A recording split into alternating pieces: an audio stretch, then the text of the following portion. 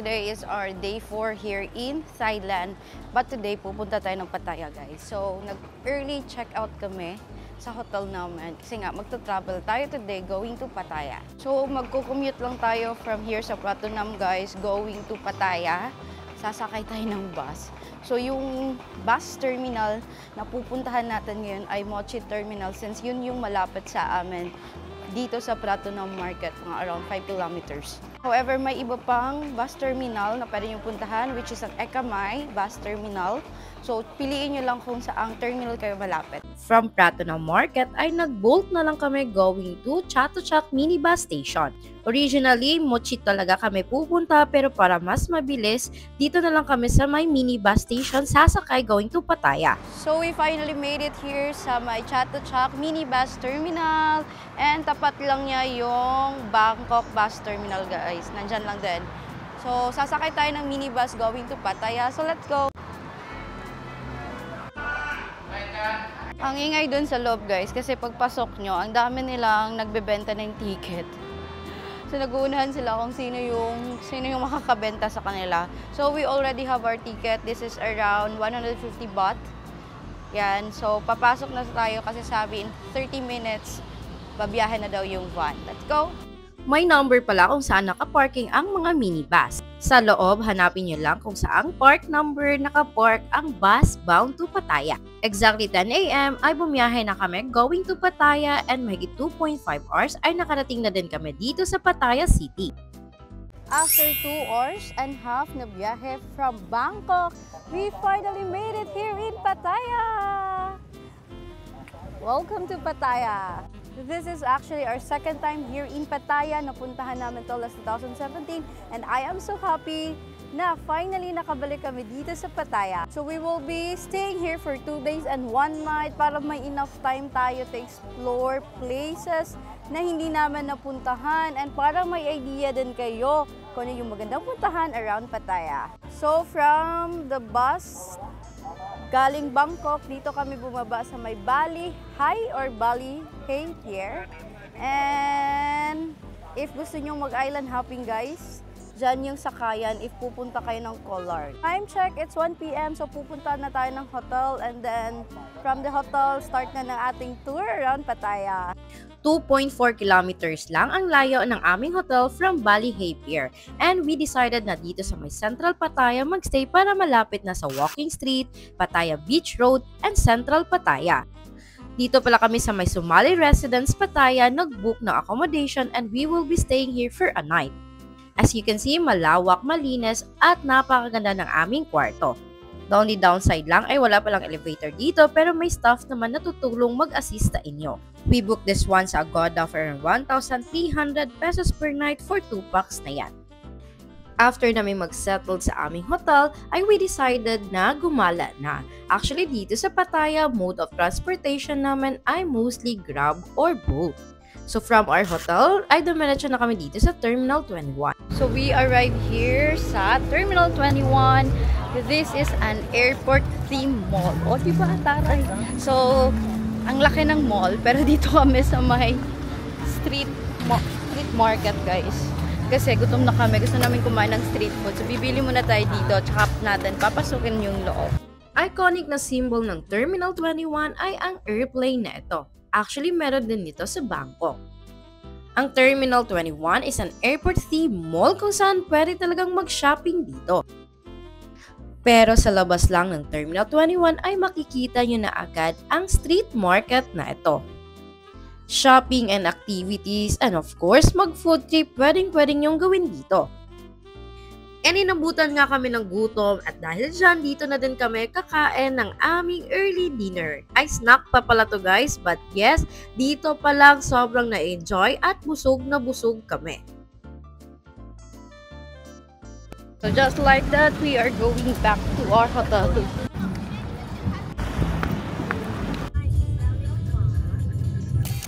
Time check, 7 p.m. na guys. And tara, let's go explore natin kung anong meron dito sa area na malapit sa aming hotel. Nito ka-vibrant yung place namin. Malapit din siya sa Central Pattaya. Yun na yung Central Pattaya guys, oh. So, alam niyo ba, napakamura ng mga hotel dito sa Pattaya guys. Tapos, ang gaganda pa ng location. Medyo nakakalito kasi ang lawak ng Pattaya. So, piliin nyo na lang kung ano yung gusto nyong vibes. If malapit sa beach, or may beach road kasi, tapos Central Pattaya dito. First na pinunta namin ang Pattaya Night Bazaar. Tapat lang ito ng Central Pattaya Mall. Manaming mga binibentang items dito, gaya ng mga damit, sapatos, and accessories. But after strolling a while, ay na-realize namin na mas mura pala talaga mag-shopping sa Platinum Market. Kaya naman, after here, we decided na maghanap na naman ng kainan. And dito lang kami napadpad, malapit lang ito sa aming accommodation. We ordered pad thai and Thai lemon tea and dito na kami nag-dinner.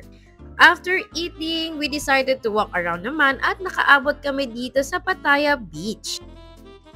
We are here at the beach road. Yeah.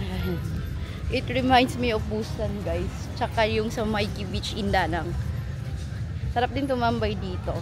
Tapos, konting tawid mo lang, andyan na yung mga shops, coffee shops, mga kainan. And hindi naman ganun kaingay yung vibes dito. I think mas maganda yung kung magstay kayo dito sa may beach road guys. Kasi malapit sa dagat, saka hindi ganun kagulo. Pero yung problem is yung traffic naman, tingnan nyo dyan. Pero doon din naman sa Central guys. Central Pattaya, traffic din naman. By the way, meron din silang mga beach chair na available dyan. Pinaparentahan nila. And also, if gusto nyong maupo dyan sa tabi-tabi, meron ding beach mat na pwede nyong rentahan. Just a quick walk ay nakarating na din kami dito sa Walking Street. Siyempre, hindi talaga pwedeng hindi nyo mapuntahan ang street na ito. Nag-stroll nga lang kami dito at naliw naman kami sa kakatingin sa mga bars dito. Napaka-vibrant talaga ng Walking Street and syempre pag andito na kayo sa Pattaya, daanan nyo na din. Hey guys, after walking around 2 kilometers, alam nyo ba, umabot na kami dito sa may pier guys and kitang-kita na yung Pattaya City. Almost 2 kilometers din yung nalakad namin ngayong gabi. Grabe! Ayan! Pattaya City na nasahin. Morning! Today is our pang-ilang araw na ba natin to sa Thailand guys? 5? So yes, and today maaga kami nag-check out sa aming hotel. Kasi this is our last day here in Pattaya and then mamaya babalik na tayo ng Bangkok. From our hotel ay sumakay lang kami ng boat going to Sanctuary of Truth. Time check 8 AM pa pala ito and tingnan nyo hindi pa ganun karami yung tao. So kahit maaga ka guys, wala ka pa ding magagawa kundi to wait for the English tour guide which is 9-10 AM, yung pinaka-earlier. Ito pala yung schedule ng guided tour dito sa Sanctuary of Truth. Make sure to check this one before coming here para maabutan nyo talaga ng sakto ang English tour. For our admission, nagbook lang kami in advance sa Klook and paid around 686 pesos. And since maaga nga kami, ay dito muna kami sa waiting area para antayin yung time schedule for the English tour guide. Okay din pala na maaga kami kasi kami lang yung tao dito and na-solo namin ang lugar na ito.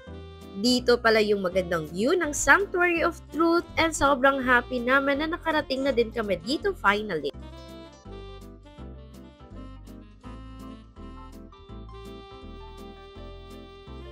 Exactly 9-10 AM ay start na ng tour namin.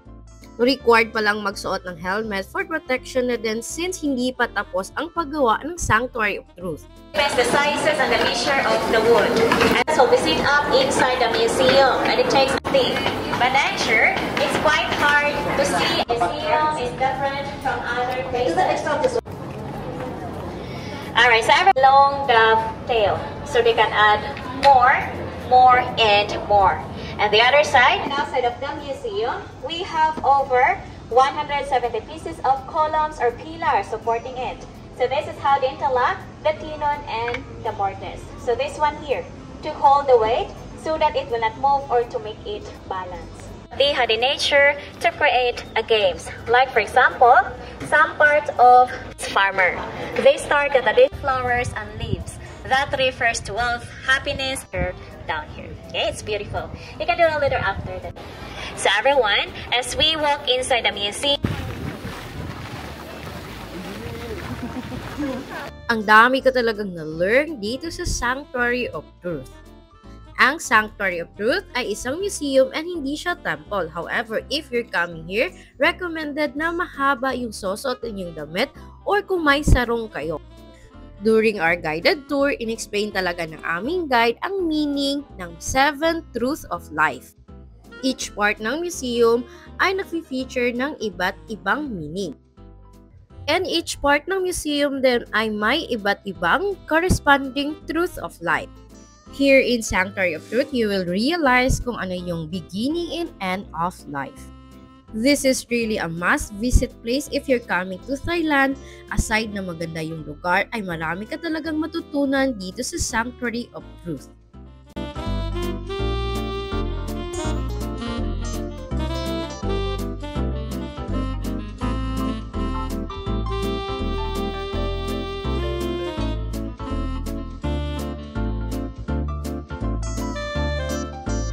Done here at the Sanctuary of Truth, and all I can say guys, gabi ang ganda dito. So bisitahin nyo talaga ang place na ito if pupunta kayo ng Thailand, especially here in Pattaya. From Sanctuary of Truth ay dumiretso na kami sa aming next destination, which is ang Pattaya Floating Market. Dito na din pala kami mismo bumili ng aming admission ticket, which cost around 120 baht. Now here at Pattaya Pattaya Floating Market guys, and meron siyang admission dito of like 200 baht kung admission only. Pero if gusto nyo sasakay ng bangka plus admission, medyo mahal, 800 baht, kaya hindi namin yun kinuha. So dito na lang kami kasi pwede mo namang lakarin. Yan, this is the market actually. So maglalakad na lang tayo guys. So this is actually the market na. And then yan tingnan nyo. So let's explore this place. Papakita ko sa inyo kung anong meron dito sa Pattaya Floating Market. If hindi ka pa nakakapunta sa floating market in Bangkok, well, try nyo dito sa Pattaya Floating Market. Mas social pala ang floating market dito sa Pattaya and napaka-organized din. Unlike sa Bangkok na floating market na need mo pang sumakay ng bangka, dito may option kayo na hindi na kasi pwedeng lakarin. Pero if gusto nyo naman ng full experience dito sa Pattaya Floating Market, pwede nyo namang i-avail ang kanilang boat ride with admission which cost around 230 baht. Napaka-serene and tahimik din ng lugar na ito kaya nag-enjoy talaga kami sa kakastroll dito sa Pattaya Floating Market. Meron din mga pagkain na binibenta dito and in fairness, napaka-affordable lang din. Kaya naman i-recommend ko na dito na kayo mag-lunch while having your tour dito sa Pattaya Floating Market. Madami kasi silang options dito ng local food, mga refreshment kaya pwede talagang dito na kayo mag-food trip sa Pattaya Floating Market. So we are done here at Pattaya Floating Market. Actually, gusto namin kumain, pero next na destination natin ay kainan na naman. So doon na lang tayo kakain ng ating lunch. So, iba siya sa floating market na napuntahan namin sa may Dam Nguyen, basta sa may Bangkok. So iba siya sa floating market na napuntahan namin sa may Bangkok. Dito kasi mas organized. Matagal na kaming nakapunta dun sa floating market in Bangkok, like 2017 pa. But if I will compare yung experience ko before and then now, mas malawak dito, mas maraming tindahan, and then konti lang yung boat, siguro konti lang yung sumasakay kasi pwede ka namang hindi talaga sumakay ng bangka dito. If first time nyo at hindi nyo pa na-try yung sa Bangkok, I recommend sumakay na kayo dito. Food pala nila dito guys ha, mura, like 60 baht may rice na, pwede na. Yung mga drinks naman nila cost around 30 to 60 baht na din. Here, let's go to our next destination. Magbo-bolt na naman tayo guys. Going to our next stop. Kaya let's go.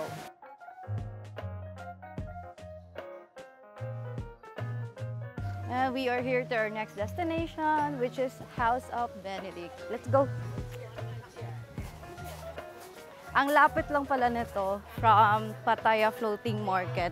Going here, sobrang lapit na lang guys. Kaya puntahan nyo din itong House of Benedict. Ang ganda!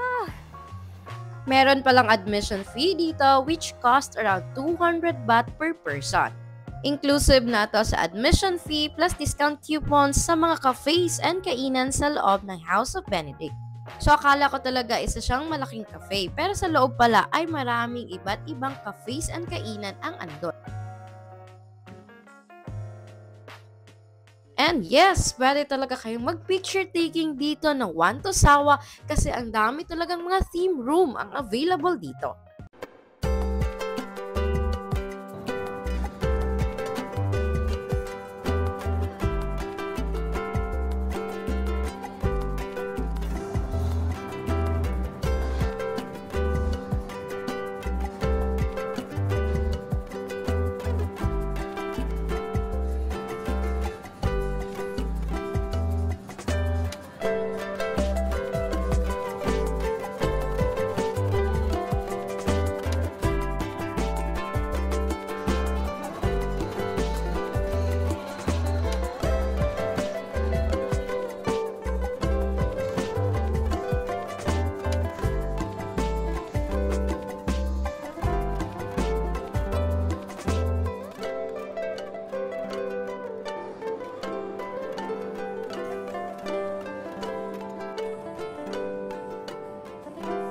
From House of Benedict ay nag-bolt na naman kami going to our next destination which is ang Nong Nuch Tropical Garden.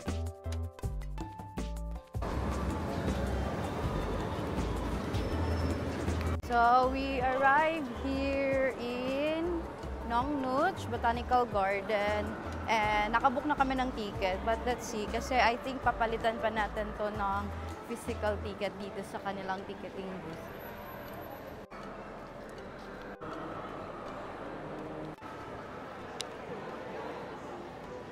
Sobrang bilis na lang talaga pag nakabook na kayo ng ticket nyo sa Klook. Alam nyo ba na bayaran ng namin is around 630 pesos per pax.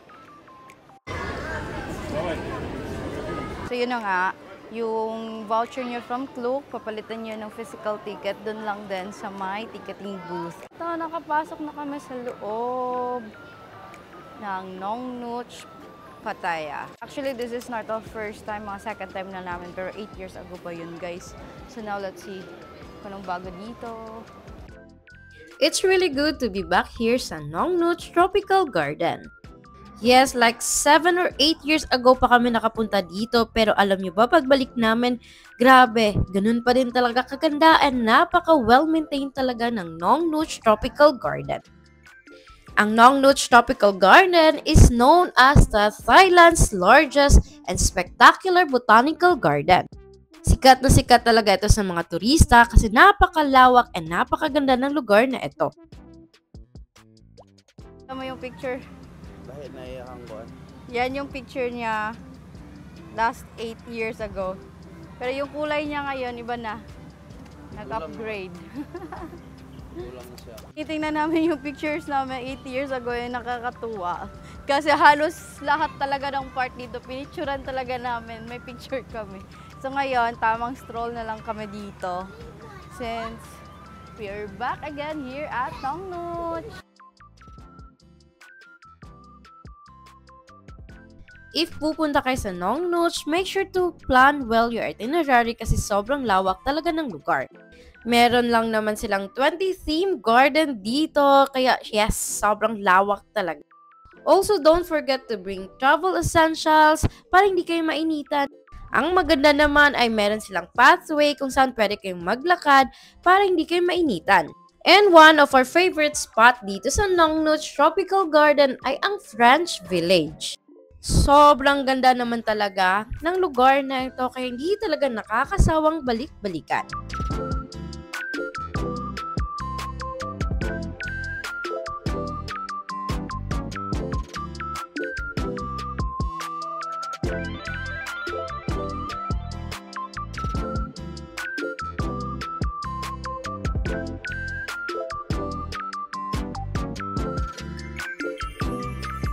Ayan, pa-exit na kami dito sa Nong Noch.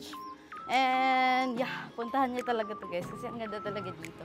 As in like 8 years ago, ganito pa din talaga yung itsura niya. May nagbago, may nag-improve. As in like grabe, ang ganda pa din talaga. So if first time niyo sa Pattaya, make sure to include this one sa yung itinerary. And alam niyo ba guys, ang mura lang ng ticket dito, like 600 plus lang. Tapos ganito nakaganda yung mapupuntahan niyo. And also my elephant show that, which is ilalagay ko dito yung time 1:30 PM kanina, tas 3:30 PM ulit. Siguro hindi na naman yon aantayin kasi from here meron pa tayong spot na pupuntahan.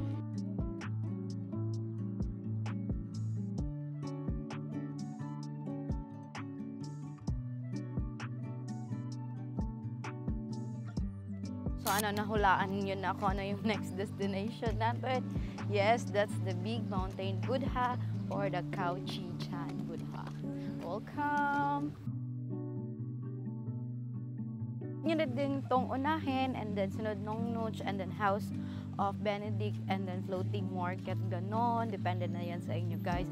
But yung mga itinerary ko today for Pattaya ay sobrang accessible and sobrang swak na swak kasi hindi na kayo mahihirapan sa pagkasunod-sunod ng mga destinations here in Pattaya. And finally, for our last stop, welcome to Khao Chi Chan Buddha Mountain.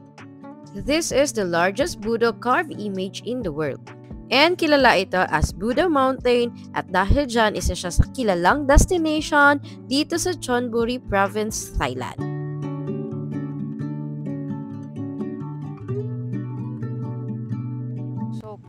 Parang eto na yung last stop natin for today's tour here in Pattaya, and we will go back to Bangkok. Time check, it's 4 PM. Alam niyo ba, sobrang dami ko pa talagang gustong puntahan dito sa Pattaya, and eto yung mga listahan guys. Ayan, lalagay ko dito sa screen para ma-search niyo din and baka bet niyong puntahan.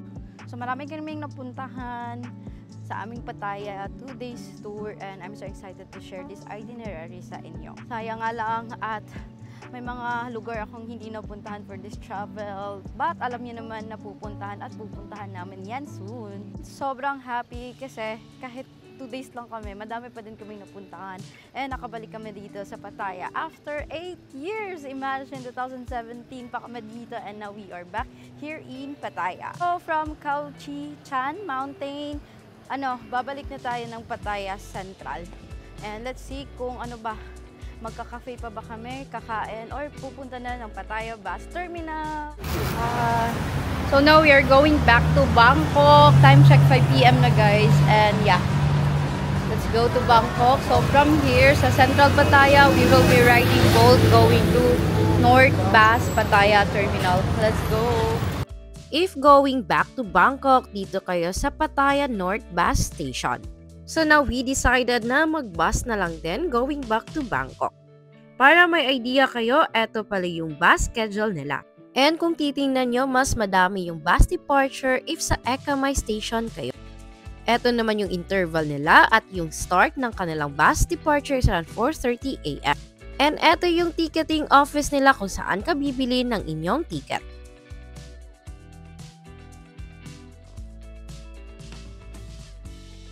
So bakit nga ba hindi kami nag-minibus? So yung minibus, maliit lang, yung upuan nila maliit, yung legroom maliit, and then maliit lahat. So ngayon, I think mas komportable mag-bus. So mas mura din yung bus guys, kasi si bus from here going to Eka Mai is around 131 baht lamang. Tapos si Morchit is around less than 150 baht. So I will just post in this video yung rate and also yung time schedule para may idea kayo kung ano yung hahabulin nyo from Pattaya going to Bangkok, Eka Mai or Morchit. Nasa sa inyo na yan kung saan mas malapit ang accommodation nyo. It turns out sa Eka Mai yung mas malapit sa accommodation namin, which is around 7 kilometers. So dun yung napili namin. So we are just waiting to board the bus, like mga 20 minutes na lang departure na ng bus. Saglit lang kami nag-antay and finally boarded na kami sa bus going back to Bangkok. And mas malawak talaga yung legroom and upuan ng bus compared to minibus. So if you're traveling to Pattaya and vice versa, well, I recommend na mag-bus kayo guys. It's another 2.5 hours na biyahe na naman going back to Bangkok. And so far, komportable naman yung aming pagsakay dito sa bus. Di namin namalayan nakaabot na kami dito sa Bangkok and dito pala yung terminal nila. Ito yung Eka Mai Station. Last stop din ito ng bus kaya don't worry, hindi kayo mawawala. And yes, safe lang din yung mga luggage namin. Maganda din dito sa Eka Mai Station ay malapit lang din dito ang train station. Kaya if bet nyo mag-commute, pwede kayong sumakay dito sa train station. Saglit na biyahe, finally nakarating na din kami sa aming hotel dito sa Pratunam Market and we are staying here sa KC Hotel Pratunam. This will be our home for 2 nights. And I tell you guys, mas bongga yung room namin dito sa KC Hotel Pratunam.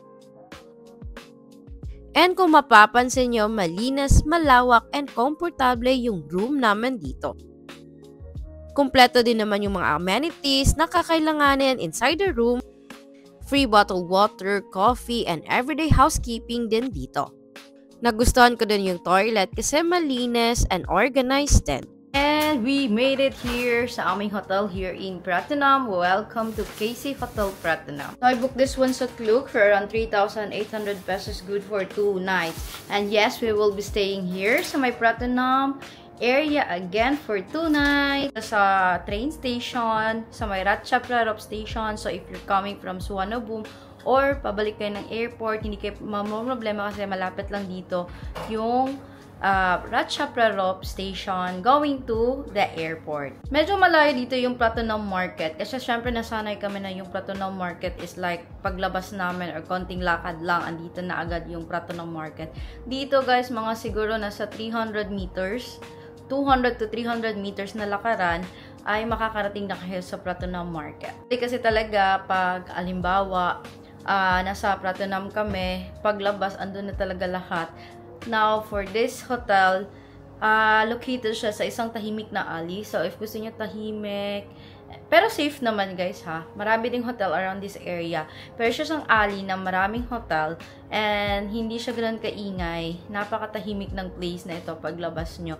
And paglabas nyo ng alley na to, andun na lahat ng mga hinahanap nyong binibenta from the food, restaurant, and then konting lakad na ay makakarating na kayo sa Pratunam Market. So, if you're looking for a budget hotel na maganda, malinis, at bago, well, try this one, KC Hotel Pratunam. So, for now, guys, since maaga pa, like 9 p.m. pa, yes, 6 p.m. kami umalis sa Pattaya, and then 9 p.m. andito na kami sa aming hotel here in Pratunam. Yes, let's go, guys. Kakain tayo sa labas kasi wala pa kaming dinner.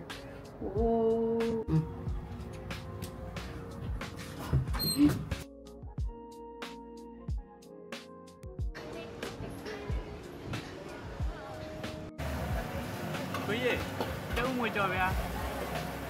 Isa na. Large.